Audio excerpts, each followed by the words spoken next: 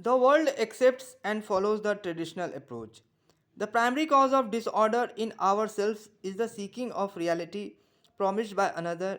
We mechanically follow somebody who will assure us a comfortable spiritual life. It is a most extraordinary thing that although most of us are opposed to political tyranny and dictatorship, we inwardly accept the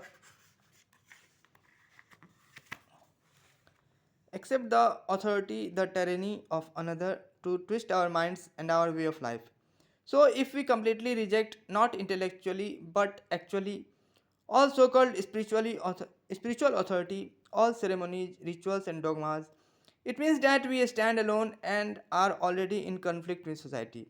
We cease to be respectable human beings. A respectable human being cannot possibly come near to that infinite, immeasurable reality. You have now started by denying something absolutely false, the traditional approach. But if you deny it as a reaction, you will have created another pattern in which you will be trapped. If you will tell yourself intellectually that this denial is a very good idea, but do nothing about it, you cannot go any further. If you deny it, however, because you understand the stupidity and immaturity of it, if you reject it with tremendous intelligence, because you are free and not frightened, you will create a great disturbance in yourself and around you. But you will step out of the trap of respectability. Then you will find that you are no longer seeking. That is the first thing to learn, not to seek. When you seek, you are really only window shopping.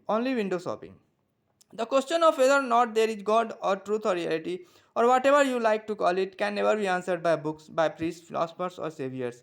Nobody and nothing can answer the question but you yourself, and that is why you must know yourself. Immaturity lies only in total ignorance of self. To understand yourself is the beginning of wisdom. And what is yourself? The individual you. I think there is a difference between the human being and the individual. The individual is a local entity living in a particular country, belonging to a particular culture, particular society, particular religion.